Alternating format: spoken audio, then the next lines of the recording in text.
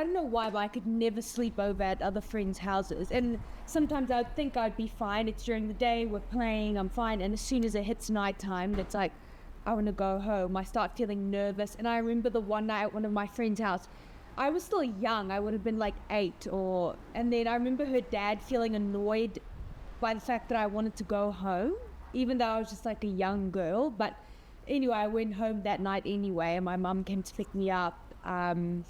And then, as I was saying, thinking through my head as a young child, oh, where would I hide if someone was to like come into the house and attack my family? And think, oh, I'm gonna hide behind that cupboard. And now I can still remember like that cupboard, and like it kind of had this hook where I'd go behind. And another thing which I feel like triggered anxiety was like stress in the house. So between my mum and my dad was quite like quite narcissistic, alcoholic, and abusive, but that kind of got worse as I was a teenager. As a kid, I don't think I can remember that much, and I had quite a good relationship with my dad, but when there were outbursts, there was never a conversation of, this is what happened last night, some sort of helping us as kids to regulate our emotions. It was just kind of swept under the carpet, and you didn't talk about it again. And I feel like that also fosters anxiety. If you put a child in such a high, like, stress situation, but you never talk about it, you never give them some sort of explanation, you don't apologize, it's kind of just sweep it under the carpet and we'll move on. So I feel like those are probably like the main things that probably started my anxiety, or where it stemmed from, or like triggered it.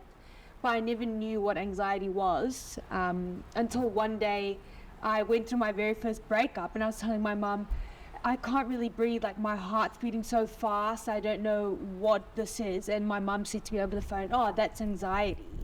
And like as a teenager, that was the first time that I heard what anxiety was. So for most of my life, I was like experiencing these feelings, but never knew that it actually had a name. It was actually a thing. It was actually a way of your body responding to something or someone.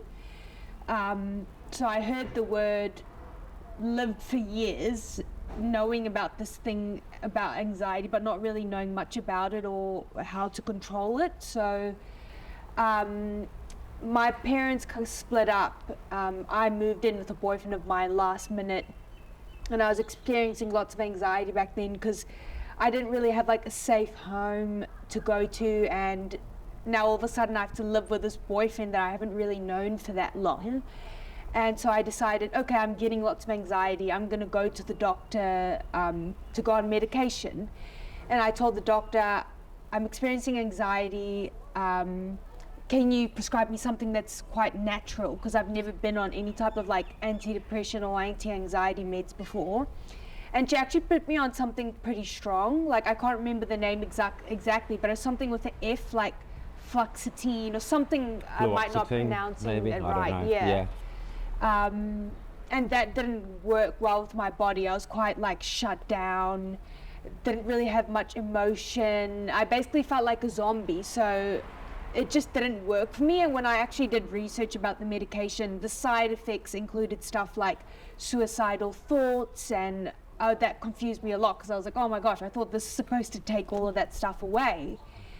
And then I went off the medication, and once again, I didn't know much about anxiety, still had no tools to help me with it. And then as I got into my 20s, some event must have happened that triggered me to go to a counselor. And that's when I was explaining to her the sensations that I had in my body. And that's when she told me about like breathing, like taking a pause. She told me, imagine you're driving in a car and you need to stop on the side of the road and breathe and just take a pause. So that just information about breathing pretty much changed my life. And when I thought back to just going back to the basics, being at the beach, listening to music that you can relate to feel those feelings that you're feeling, or maybe like take your mind off what you're feeling. And when I think back to when I was a teenager, whenever there was friction in my house, like when my dad was upset and I couldn't really handle it, I would always walk down to the beach. And without even knowing that that was a coping mechanism for me, that was back then when I think back to it now. But now I know, okay, if I'm feeling anxious, go to the beach, change your mindset, talk to someone about it, tell them what you're feeling, and also noticing the sensations in your body. When your body's in fight or flight, there's this liquid in your spinal fluid that goes to the backside of your brain where fight or flight sits, and that fluid can only sit either in your limbics or frontal cortex. It can't sit in both places at the same time. So if you're in fight or flight, the only way you can change that fluid is to breathe, to go back to your frontal cortex, which is like reasoning, logical thinking, because I feel like you need to know how to kind of regulate your emotions as well, like notice the sensations in your body and then think, okay, what can I do to kind of get myself under control again? And because things are always swept under the carpet and we never got given those tools to like regulate our emotions, that was also something very new for me. Like usually I would just freak out because I feel like I didn't really have parents to talk to, I had no support, so straight away it was anxiety. Because it's like anxiety about money, like if my car broke down, who am I going to reach out to, you know? So I bought the book How to Do the Work by Dr. Nicole LePera. She's a holistic psychologist that just helps you link all the sensations in your body to your mind as well. So it says, recognize your patterns, heal from your past, and create yourself. Wow. For me, what helps with anxiety is kind of thinking, what am I feeling? Why am I feeling it? What triggered it? And how can I heal that trigger? Because usually I feel like when I was triggered by a certain event, I would just kind of try and act like it didn't happen or push it down. But now I'm kind of like, okay, this is a trigger for me. What can I do to make this not a trigger? Instead of sweeping it under the carpet, how can I like dissolve this trigger so that it doesn't have to give me anxiety anymore? Tell me about that. So have you got any examples of how you dissolve a trigger? Well, I can give one example. Like I was getting quite triggered by the whole Grace Millane case thing because like years ago I went on one date with that guy.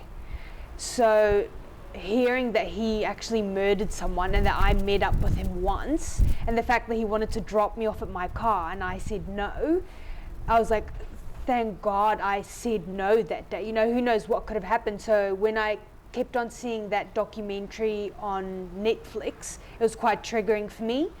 And so one day I decided, you know what, I'm just going to watch this documentary. No matter how hard it was, just doing the hard thing, watching it and getting it over and done with. It's like, I've watched it now, I'm fine, I'm safe, you know, telling myself that I am safe and I am fine and being grateful. And like, I feel like maybe like boisterous men or people that get angry is quite triggering for me as well. And that's because of my dad, but I guess just telling them like I was going to rewind you a second back to that story because I was quite touched by that. I like feel shivery, like both at how big that would be for you and also just so amazing that you just faced into it and you're like, I'm just gonna do the hard thing. And not let this take up the space in my life that it has been. And I'm just gonna watch it and feel the feelings and remind myself that that's so big and awesome. Oh, thanks. Love that. Yeah, so that was quite like scary. You know, you don't think someone that you're gonna meet is gonna end up being a murderer. And luckily I did trust my gut instincts that day because something told me something's not quite right. Like something was a bit off-putting for me, and that was just my body's signals trying to warn me probably something's not right. And I'm so grateful that I followed those instincts, and it just shows how strong your intuition really is. Amazing. And that it is like really it's your body's way to protect you, and you should trust that. So that was also like a lesson. I feel like from every trigger I try and take a lesson out of it. And meditation, I don't do meditation a lot, but when I can feel like that my body feels really tense, I will go on Spotify and put on like a 10-minute, like I'll type in like positive energy meditation or something, And that just helps me to sit and just not think about anything, because often I find my brain is literally like always on the go and I'm always out doing stuff. So it's very rare that I'm actually just sitting down, not thinking about anything and just giving my body that time to relax. And I've also tried lots of different things to push myself out of my comfort zone to help with like anxiety and like confidence as well, which I feel like go together quite nicely. So I tried out softball for the first time, I tried out surfing for the first time, tried out Pilates for the first time, and now I tried out boxing for the first time. Oh, wow. So trying lots of new things, meeting new people, you know, being out doing cool stuff or like challenging yourself to do something new. So instead of thinking about what's going to happen tomorrow or what happened yesterday, you're thinking, oh my gosh, how do I stand up on the surfboard?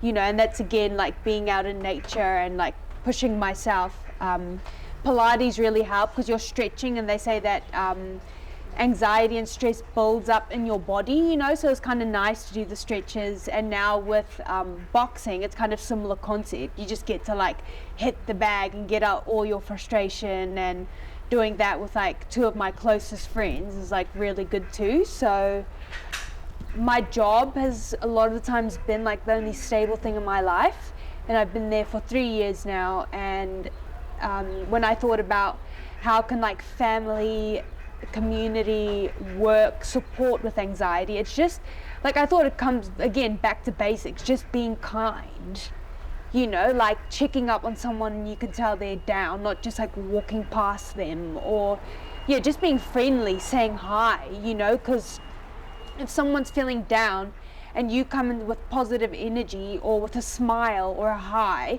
even though it's something so simple, it can actually make them feel a lot better. And having flexible working hours, having really supportive workmates helps a lot. Like my workmates have helped me a lot through work and personal struggles. Like they're more like family, which also makes a big difference. Because Rachel was actually the person that encouraged me to go to counselling for the very first time, because I was telling her my story and I think she was a bit like shocked by it, because for me, I guess when you grow up that way, it's almost like normalized, you know, but when you tell someone else about it, they're like, oh my gosh, like you need to go talk to someone. And I always be grateful for her for encouraging me to do that, because it was very nerve-wracking for me. I was like, what am I going to say? What are they going to ask me? I've got so much to share. Where do I start?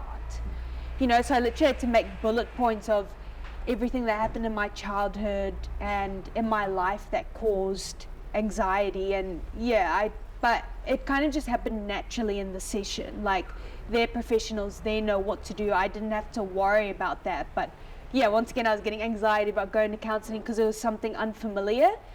But just being able to talk to a professional who gave me tools, and reading books like How to Do the Work, I got tools from counsel, but also gave myself my own tools and educating myself so you have that knowledge to be able to regulate emotions and see patterns and kind of change those pathways in your brain, because that's also something that I didn't realize, that neurological pathways are formed in your brain, and in order to change those pathways and the way you react, you have to change behavior, you know, not still keep doing the same thing. So that's why I've been trying out lots of cool new things. And whenever I do kind of feel myself dipping again, because it still does happen, like even though I have the tools and the knowledge, I still get anxiety. It's just when you know you're dipping, noticing it, talking to someone, whether it's like a friend or whether you need to remind yourself about the tools again, going to counsellor. And yeah, so I'm grateful that I have like the knowledge now. And